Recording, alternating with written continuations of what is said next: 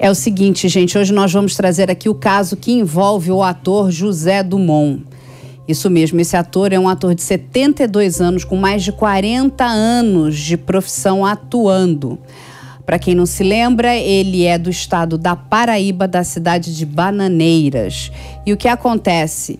Temos aqui 2 inquéritos policiais que envolvem o nome desse ator. Um que trata de abuso de vulnerável de um menor de 12 anos e o outro de armazenamento de pornografia infantil.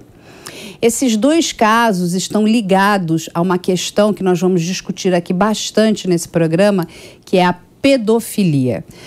Eu vou até pedir aqui para o Pavinato explicar para a gente, porque pedofilia não é crime, né? Pedofilia é uma condição de saúde, né? O crime é abuso de vulnerável, o crime é o estupro de vulnerável, o crime é o armazenamento de pornografia infantil e entre outros. Mas eu vou passar já logo a bola aqui para o meu parceiro, que ele já vai começar explicando esses crimes para a gente. Boa noite, Carla. É triste o que aconteceu nessa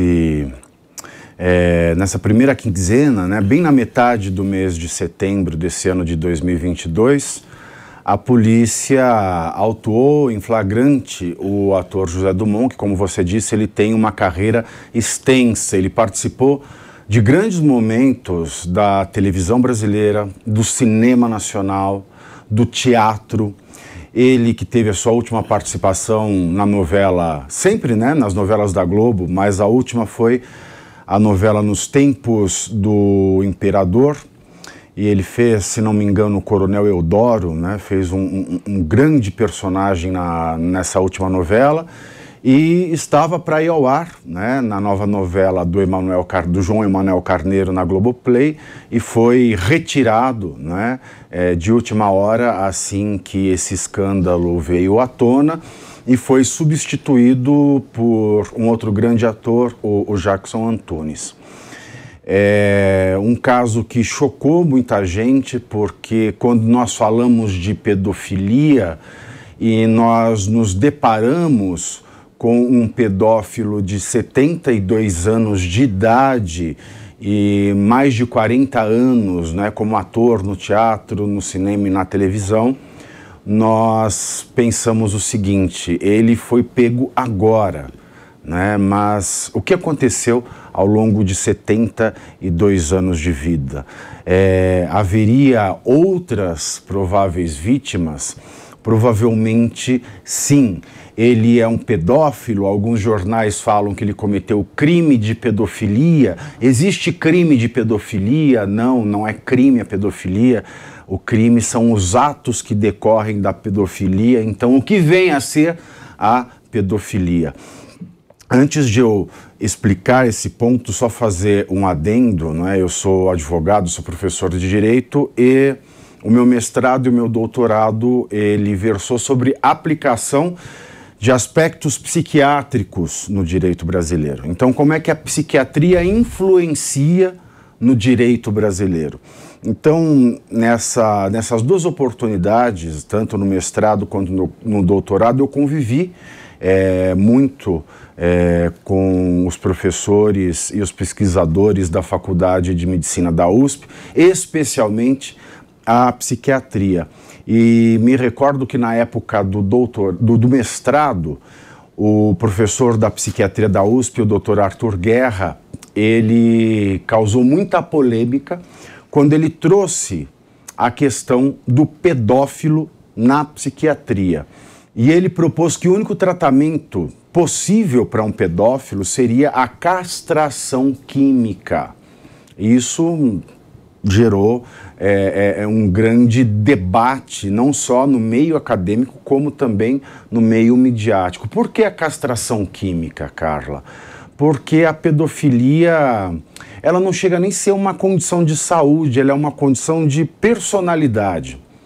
Quando a gente fala de personalidade humana, nós falamos dos traços característicos individuais de cada pessoa. Então, a sexualidade, ela é uma aba da pasta personalidade humana. Então, quando eu falo que alguém nasce heterossexual, esse aspecto da sexualidade é um aspecto da personalidade. Quando eu falo que alguém é homossexual, transexual, é um aspecto da sexualidade vinculado à personalidade. E a pedofilia, né, como foi muito bem demonstrado pelo professor Arthur Guerra em 2007, ela é uma questão da personalidade. Então, o pedófilo, ele nasce pedófilo. Ele não muda. Ou seja, ele já nasce com uma condenação, né? Porque... Ele nasce com uma condenação, exatamente. Porque se ele já nasce com esse traço, é algo que já vem com ele. Não há nada que ele possa fazer para mudar isso. Não há. A única coisa que poderia ser feito é um condicionamento para uma vida de castidade. O que é uma vida de castidade? Uma vida em que a pessoa ela abdica por completo do sexo. Ela faz um voto de celibato, por exemplo. E isso é muito complicado, né? Porque muita gente se levanta quando esse debate vem e fala, bom, então agora você quer dizer que é normal, que é legal, que o pedófilo é uma vítima da sociedade. Não é nada disso. A questão ela é um pouco mais intrincada. Quando eu digo, e quando eu digo, eu repito, não é, o pensamento da ciência psiquiátrica, que a pedofilia é uma condição da pessoa, eu digo que ela é uma condição da mesma maneira que a psicopatia é uma condição. Um psicopata, ele nasce psicopata, ele não muda, não existe tratamento, não há o que se fazer com o psicopata. O psicopata é um sujeito que não tem empatia, ele não tem sentimento para com o outro. Então ele é um player que não serve para a vida em sociedade. E o mesmo acontece com o pedófilo. Outra complicação, eu não posso confundir psicopata com pedófilo. Por quê? Porque o psicopata, ele é um sujeito que não tem sentimento. Já o pedófilo pode ser psicopata, o que é raro. Mas, na maioria das vezes, ele tem sentimento. E aqueles que não são psicopatas, eles sofrem muito com esse desejo. Porque o que diferencia um psicopata de um sujeito que tem a personalidade, que tem empatia, que tem sentimento, que é capaz de se colocar no lugar do outro? O que diferencia um de outro é justamente essa capacidade de conviver em sociedade, de respeitar um ao outro, de realmente construir algo positivo para a sociedade. Por que um psicopata nasce psicopata e a maioria da população, né, 99% da população, não é psicopata? Não se sabe. Esse é um grande mistério, né, que talvez a epigenética, que é um ramo da ciência, das neurociências e da genética, um dia possa responder, mas hoje nós não temos a resposta para isso. Da mesma maneira, a gente não sabe dizer por que uma pessoa nasce pedófila, por que uma pessoa nasce heterossexual, homossexual, transexual. São esses mistérios da genética humana, são esses mistérios da personalidade humana.